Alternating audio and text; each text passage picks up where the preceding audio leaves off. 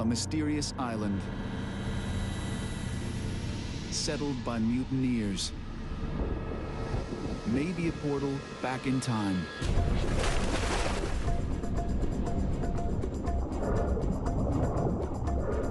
To a world where predators reign and live by a different set of rules. These sharks are different.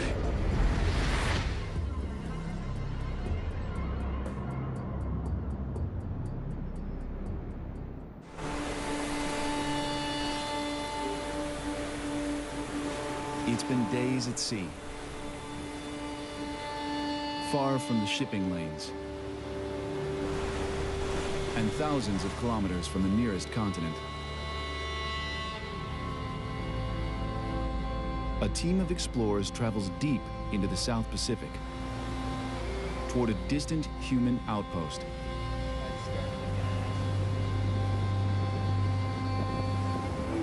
Then, a tiny island appears in the mist.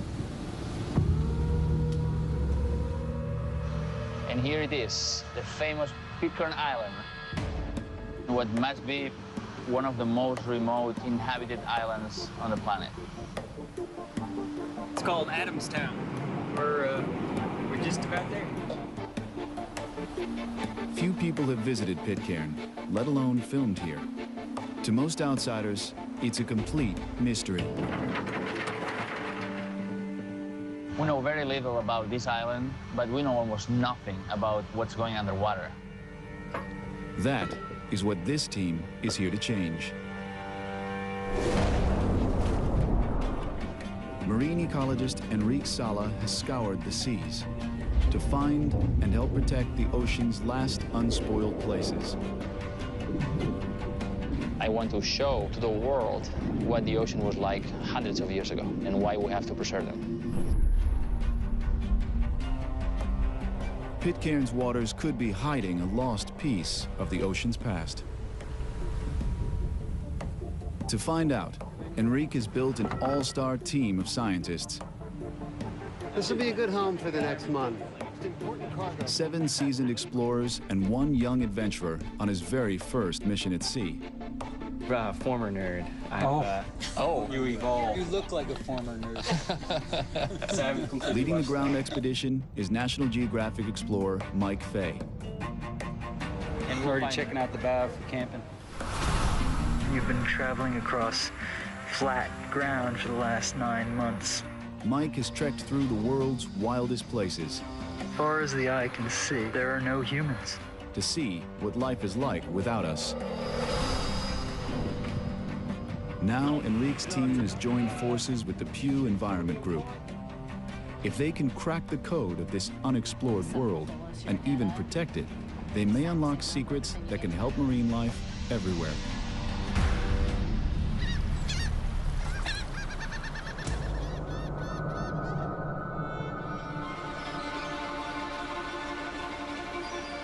It's a new role for Pitcairn, a place known for its history. Today's islanders are descendants of the most famous renegades in history,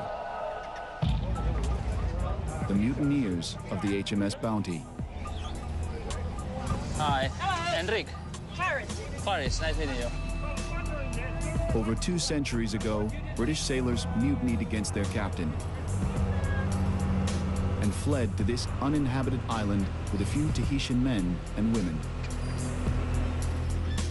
They spent the rest of their lives in hiding. Today, their descendants are still here. Some carry the bloodline of Fletcher Christian, the mutiny's leader. You can imagine when the mutineers arrived on this uninhabited island, you know, they're planning on living here forever.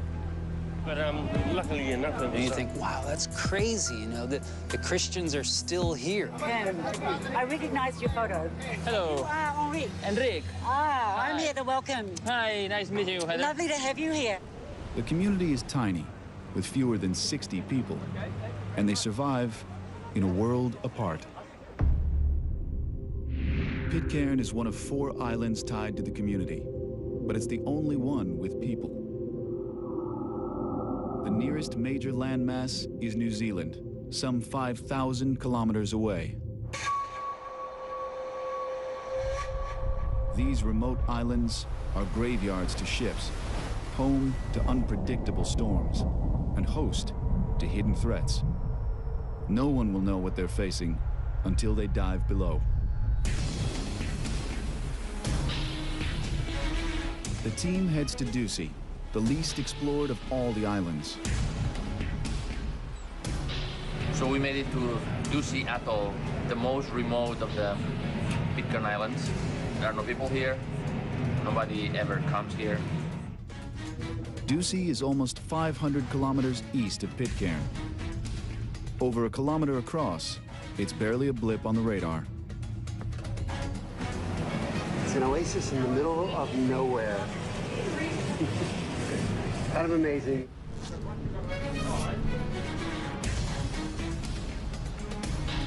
This is one of the least studied reefs in the Pacific. This is going to be a first to measure the abundance and the biomass of the fish. The world below is a total mystery. Few humans have ever seen what this team is about to.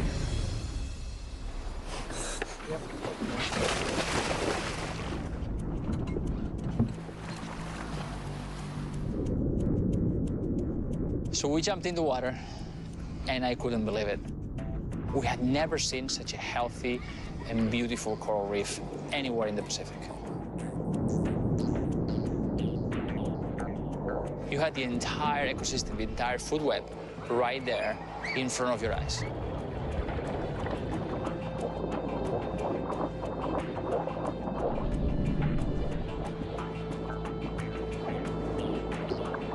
We saw blackjacks, surgeonfish, large groupers of different species, snappers, more eels.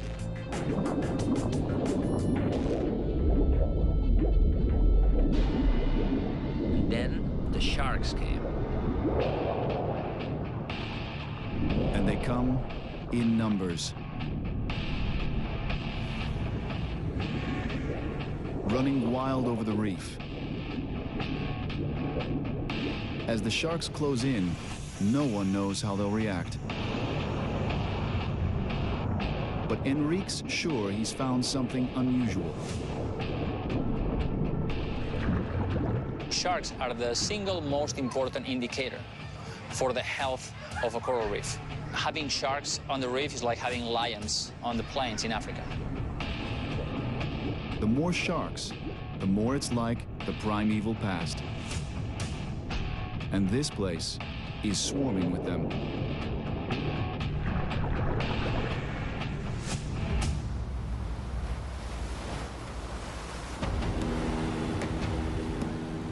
Topside, Mike Fay and his crew wonder what waits on land. Straight ahead of here, you can see there's a rip coming out, and we're just going to go in. Ducie is the outer island where hardly any Pitcairners go. Most people haven't really been there, and so I want to walk the entire atoll just to get kind of a notion of, you know, what are we dealing with here? He'll have some high-tech help. Alan Turchik, the young rookie, has brought some new gear. A mini drone to photograph Ducey from the air. So we're trying to get some high altitude pictures using the helicopter for Mike so he can kind of see what the island looks like. It's going to be important to get some shots above so Mike can kind of see how he can make his way through the island.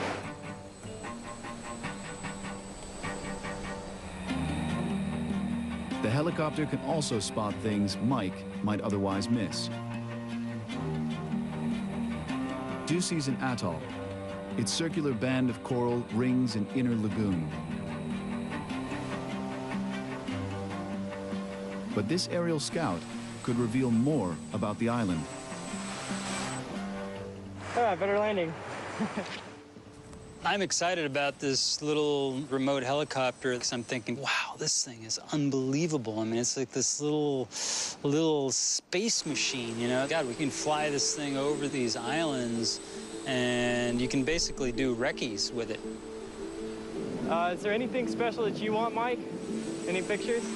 That point over there, that seems to be like one of the main breeding areas for the petrels. Okay. And so this thing just goes bzzz.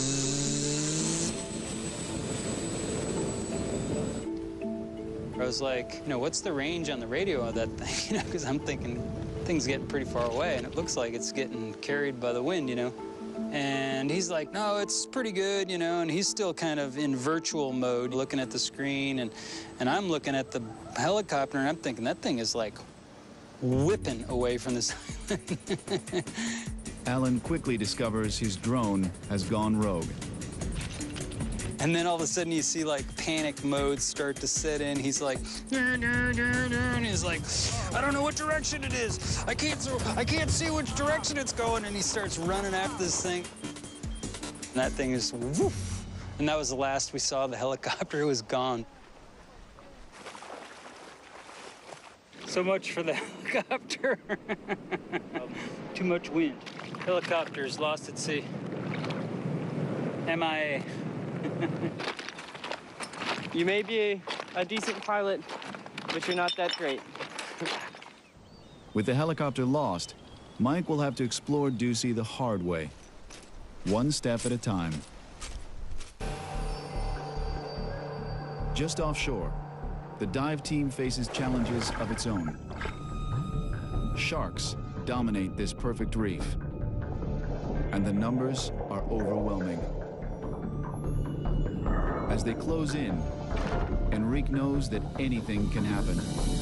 This close contact could come at a price.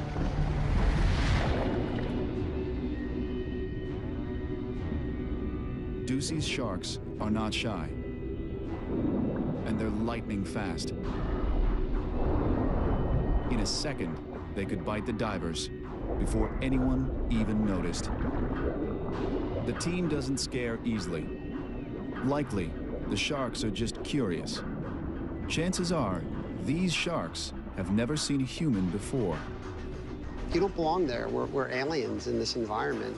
It's like being in outer space, except with life. The more sharks there are, the better it is for the reef. We used to believe that on a coral reef, the biomass of small fish outweighs that of large predators like sharks. But Enrique finds that the opposite is true on an untouched reef. Imagine that you go to Africa and you find more than one lion per every wildebeest and zebra and giraffe. You would say it's impossible. Pristine coral reefs are like this. Predators dominate. Oh, this place is wild.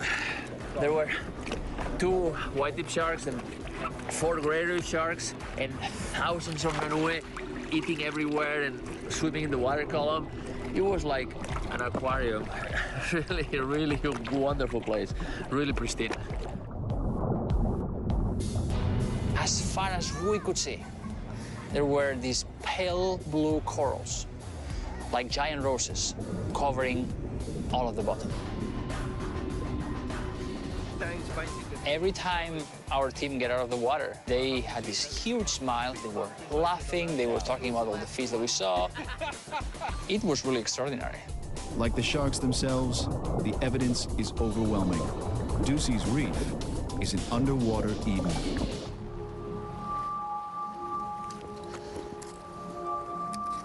Back on land, the island is a whole other world. It was hot and muggy and sunny. You think, oh, we're on this beautiful atoll and it's paradise. Well, when you're walking those transects, it's not paradise at all. It's hell. We're here on Ducey Island, surveying the petrels. And I think of seabirds, you don't quite think of where they nest, but on this particular island, they nest in this Turnifordia forest, which is pretty dense stuff. Here's one.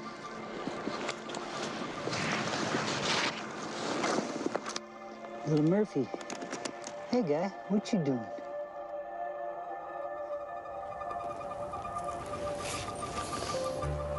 Like many seabirds, petrels thrive on Ducey.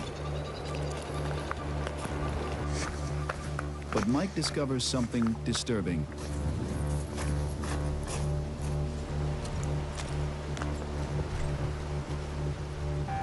Dead birds lie scattered on the beach. Looks like they got eaten by something. That's not a good sign. Third dead bird. Fourth dead bird. Immediately, we start seeing dead petrels. See, something looks like it's been chewing on the bones here. But what is killing them? Dead birds all over this place. The carnage is worse at the lagoon. Yes, we have like 130 dead birds here. And what's amazing is they're all just about fledged out. They all died about the same time, almost like a disease came along or something. You know, and you think, that's freaking crazy. It's like bird after bird after bird after bird after bird after bird. These guys are just about, they were fledged. It's like, what kills birds like that? Mike heads into the forest to search for answers. It doesn't take him long to find clues. Look at this little guy. He's just stuck in the middle of this weedy patch. And they're nesting in this just ground herb in the boiling sun. And these chicks are just like covered with the fruits, like honey-coated fruits, and they're covered in them. They're obviously never going to be able to fly. The island has been invaded by an alien plant. A weed that may have been brought by birds or by man. Now it's grown out of control, trapping birds in its sticky goo. You think, God, one little thing like that completely changes the island. Mike can't be sure it killed all the birds, but one thing is clear. Ducey's landscape has been altered, and its future is uncertain.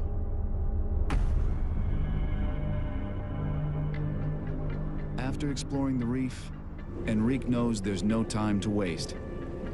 Ducey's waters are untainted, but for how long? Ducey had the clearest water and the healthiest coral reef we have ever seen.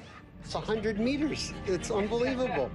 And we all left Ducey with one thought. This place has to be protected. There is no other option. How many places like Ducey are left?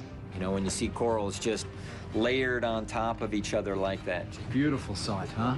Isn't it nice? Wow, yeah.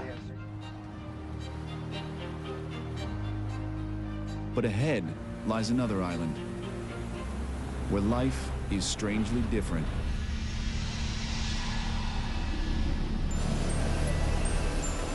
And we are arriving to Henderson Island, which is a raised atoll, and now it's covered by impenetrable forest.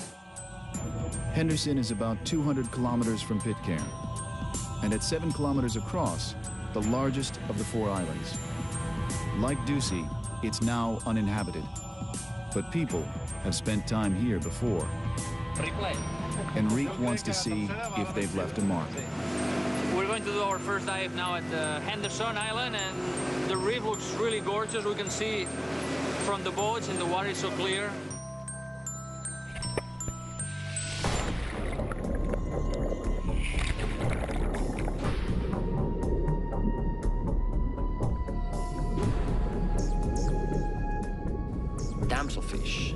butterfly fish, more eels, these large red snappers, which were very inquisitive.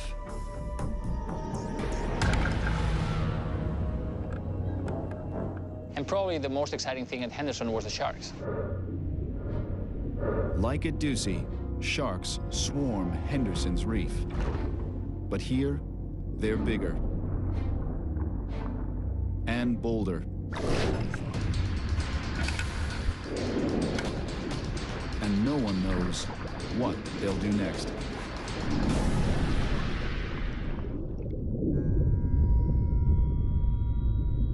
The sharks move in toward Enrique and the team. The sharks were very curious, and they came to check us out very closely. Almost too curious. They're clearly bolder than the sharks at Ducie. Enrique soon realizes why. We were diving with this diving gear that doesn't produce any bubbles, so we were very silent. Soon the team is surrounded by sharks. They come, wow, really close to us to check us out. It was a really exciting dive.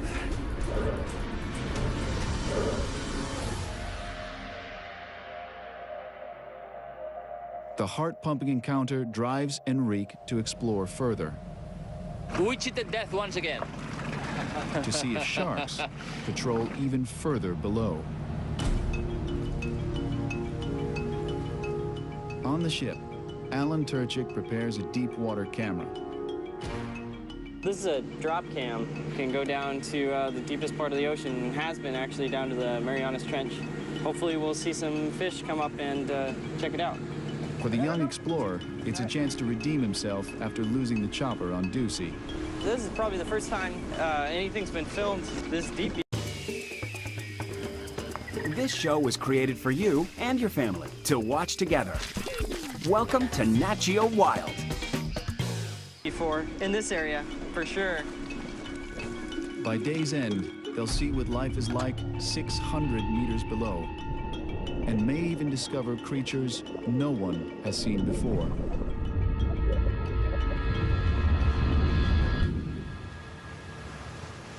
Mike Fay is anxious to hit the beach. For a terrestrial explorer, Henderson is a treasure island.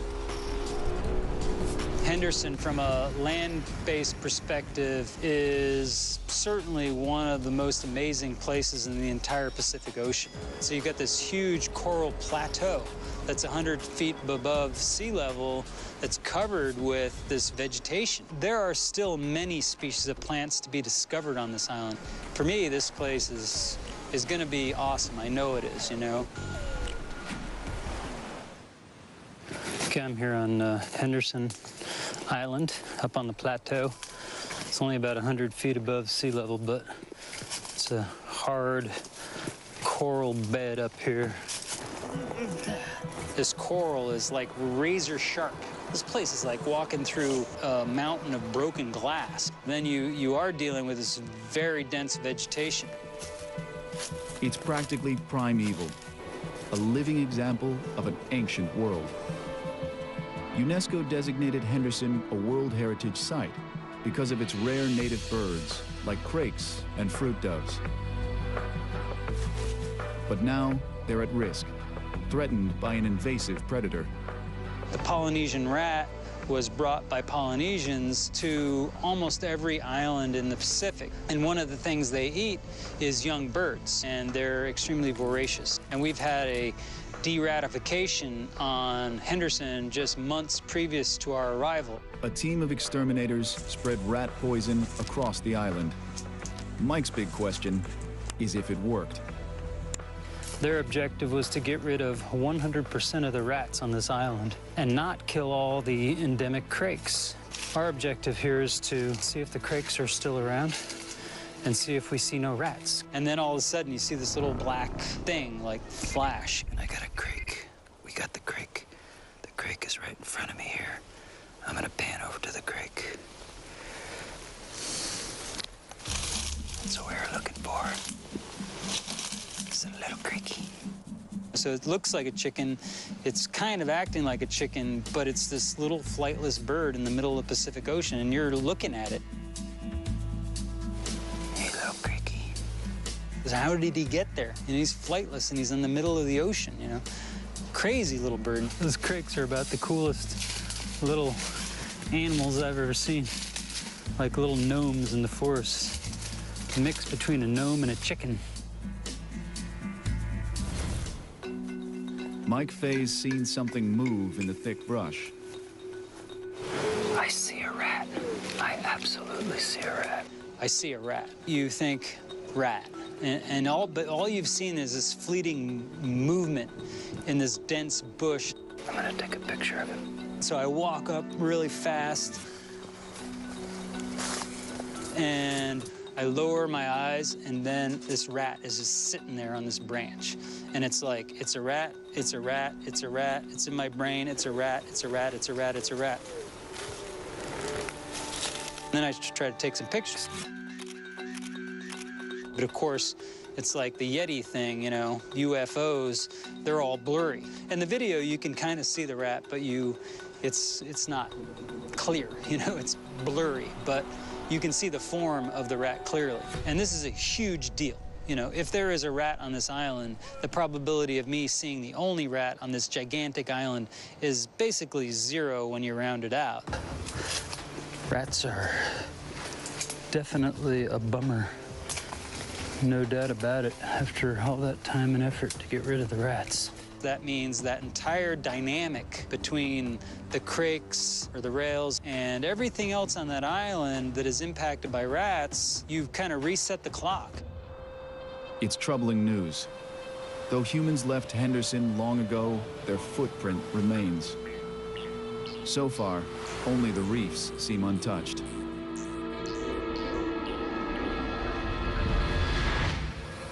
So we just picked up the signal from the drop cam that we put down yesterday, and so we're gonna go pick it up. Alan Turchik retrieves the drop cam from 600 meters below.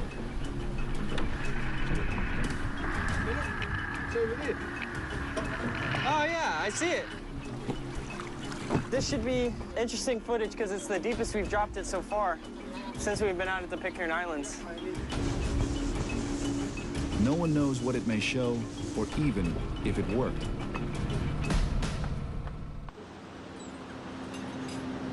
Cool. All right, so I've been kind of scouring the drop cam footage every day, trying to look for some cool stuff. Strange creatures appear. And this is the first drop that I did at Henderson. And how close were you to shore? Big animal. Look at the plankton. This one's 200-something meters. So I like that. He just bumps right into that. Yeah. I found, I think, gray reef sharks. They went down to about maybe 300 meters, and then anything below 600 meters, you can see these guys. Yeah. The depths hold rarely seen sharks. They're bigger and slower than the reef sharks. It's Sharko-vision. Yeah. But like their combative cousins, they rule a world that's as mysterious as it is untouched. You know, nobody has been studying these deep sea environments before. And what we saw blew our minds. Whoa! Check that out. These new revelations win Alan the team's respect. The beginning of the trip, it was pretty hard. Helicopter got lost in the ocean. It's really nice that I was able to get through all that and actually still capture some stuff that actually looks like it's going to be useful for science. Whoa. Oh, yeah, look at the other doors. Look at the It seemed like there were some cool species that they're interested in learning more about, and thankfully, like there's that one weird shark with the long, narrow dorsal fin, and he kind of just wandered perfectly through the frame, so luck shot, I guess, but that's still really cool. In all, the scientists discovered 8 entirely new species of fish. Right. Like Ducey, Henderson's marine world is untainted. Back on the island, Mike Fay can't say the same. I would have loved to have been able to not seen rats, but you know, just the way it is. He makes one final survey of the coastline and comes across something even more alarming. Thousands of kilometers at sea, Mike Fay stumbles on a shocking scene. Here, on a speck in the middle of the Pacific, garbage. This is the east beach of Henderson Island here. And what is most impressive about this beach is pretty obvious. The amount of trash. It's pretty unbelievable, actually. Just littered with fishing paraphernalia. Fishing crates, containers for water, floats, nets. Everything you can imagine connected with the fishing industry. You think, you know, this is one of the most isolated islands in the entire world, really.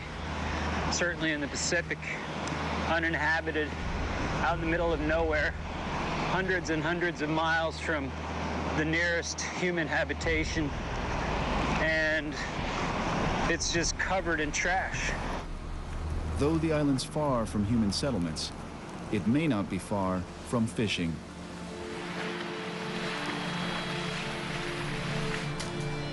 Commercial fishing could unravel all the Pitcairn Islands, leaving the islanders little hope of survival. I've been a commercial fisherman for nearly 30 years, and if commercial fishing was allowed in here, they would just spoil it, would ruin it. It would go from what it is now to decimated within 5 years, I would think. There'd be nothing left. It's only a matter of time, really. You know, I think it would be a very sad day for them to see a big longline boat around their island taking the fish that they really cherish. The question is whether fishermen have already stripped fish from nearby waters.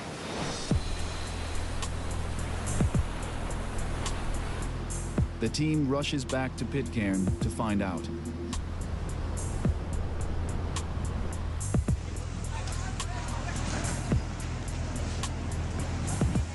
Since the days of the bounty, Pitcairners have survived by fishing their waters. Enrique wants to know if Pitcairn's reefs have fared as well as the other islands. We know what a pristine coral reef looks like. What happens when we put a small human population in one of these places? Okay, ready? All right, everybody, see ya.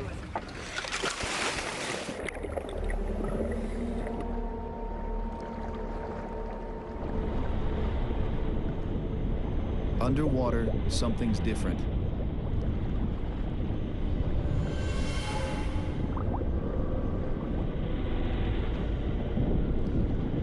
There was a halo of murky water all around the island, so we could not dive at the shallow places where they promised us to see so many fish. Should we go just here? We were a little disappointed, so we decided to go deeper. The strange conditions drive them further offshore. But at these depths, the chances are slim they'll find many fish. Okay.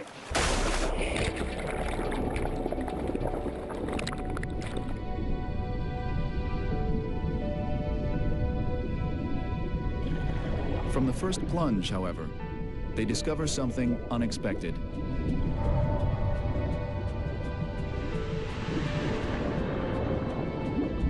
There we found a new deep coral reef that had not been reported previously. Fantastic coral reef covered by healthy corals and lots of fish.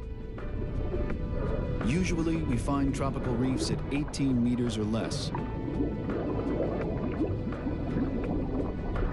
This one is twice as deep.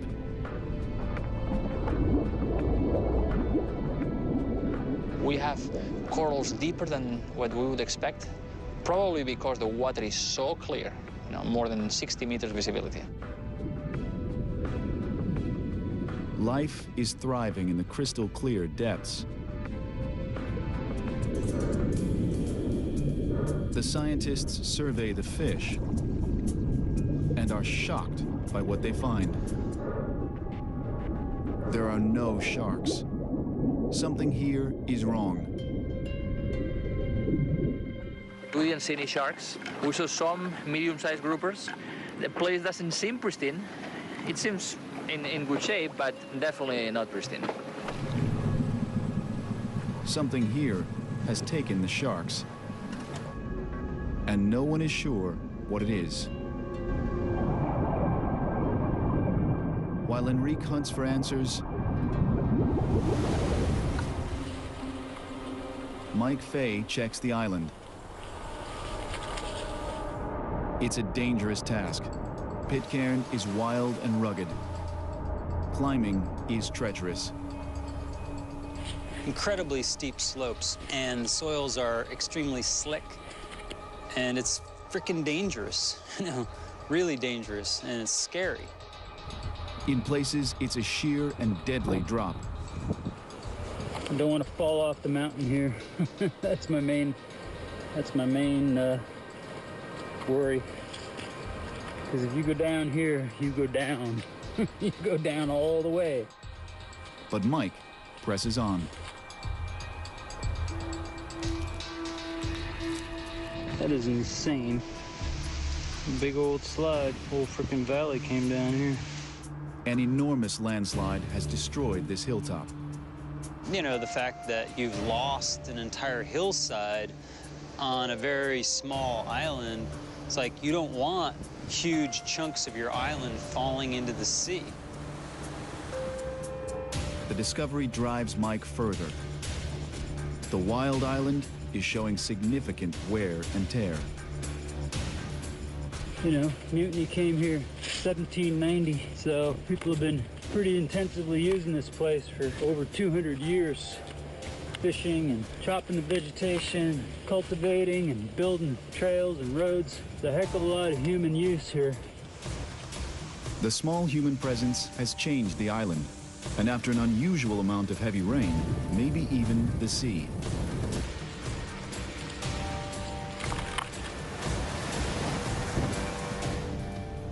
And you see this gigantic plume of soil in the ocean, emanating from what is this gigantic slide on the south side of the island.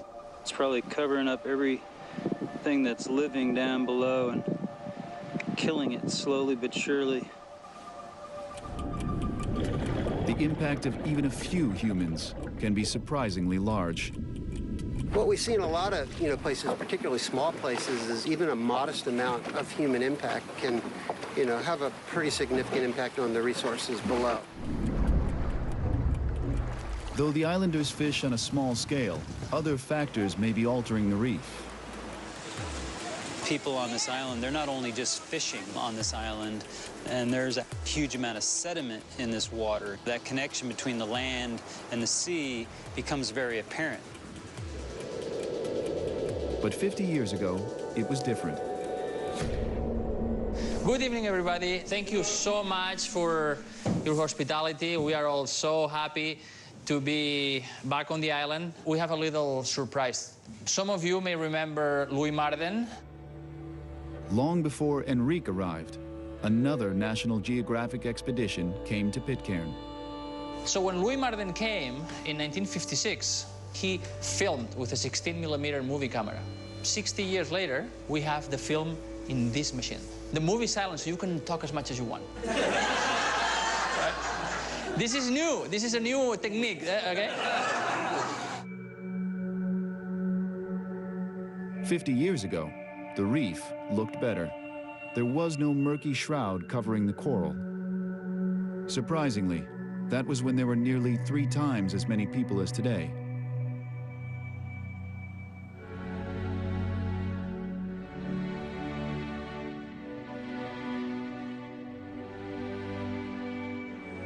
It was so exciting to see that footage. I was 14 when Louis Marden was here. To see, all the people, because the population was so much bigger. Now, the entire population can fit in this room. And the community is still shrinking as young adults leave to find a future off the island.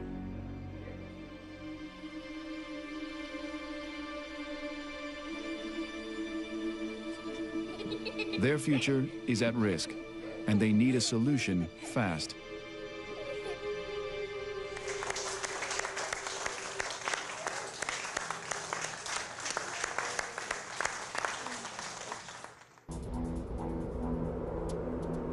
All the islanders have is this bit of land and the boundless sea.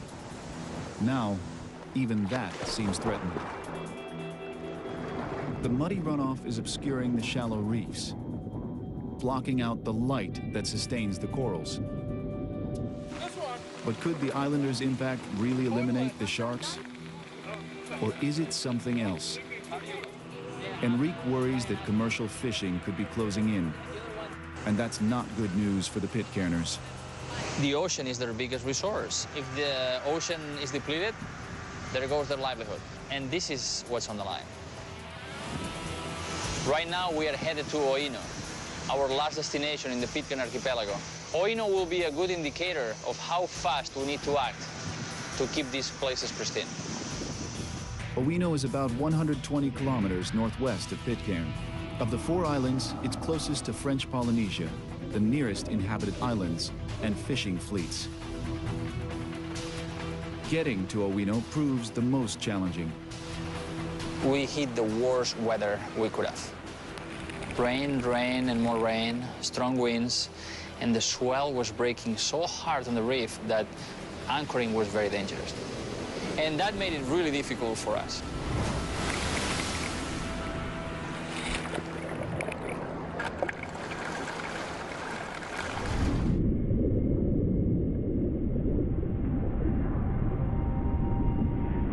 Below, conditions are no less troubling. Oino's reef lacks the vitality of Henderson and Ducie. Though the fish appear healthy, Enrique realizes it's the same problem as at Pitcairn. There are no sharks. Here, where there are no people. Why are there no sharks in this remote, uninhabited atoll in the middle of the Pacific? And the only answer that comes to mind is fishing. Any remote place has predators. Oino is closest to the outside world. Enrique fears that foreign fishing vessels have stripped the reef of its sharks. If there is fishing at Oino, what's next? Are these foreign fleets going to start hitting Henderson and then Ducie, which is a totally pristine place? To the team and many islanders, the solution is clear. Create a marine reserve, protecting the entire Pitcairn archipelago. A marine reserve is an area that we set aside without fishing to allow marine life to recover. It may help the Pitcairners as well. Tourism. Not rare stops for island trinkets and bounty lore, but ecotourism built on a protected marine reserve. We're talking about global recognition for a unique marine environment, a completely new set of economic alternatives, including ecotourism, that would bring new life to the island. And if the Pitcairners agree, it would be the largest in the world. Enrique and Heather Bradner of the Pew Environment Group discussed the idea with the islanders. To remember is Edward in exploring this concept of a large marine reserve here together. I'm certainly in favour of the reserve because I think that, you know, what have we really got to lose is not being. Maybe having a marine reserve and building a tourism industry is one way that we can create a future. I think this marine protected area, it makes perfect sense to them when they think about it. They're extremely proud of where they live. Okay, we got a new waypoint. Here we go. Closer people are connected to the land, the more conservation makes sense to them. The plans are in motion. Already a new team is mobilizing to investigate Mike Fay's rat sighting on Henderson. It's the first of many steps toward protecting all the Pitcairn Islands and preserving their timeless waters. A marine reserve could completely change the image that people have about the Pitcairn Archipelago. We could go beyond the bounty and understand that the Pitcairn Islands harbor some of the last healthy environments left in the ocean. And they are so valuable that not knowing about that would be a tragedy.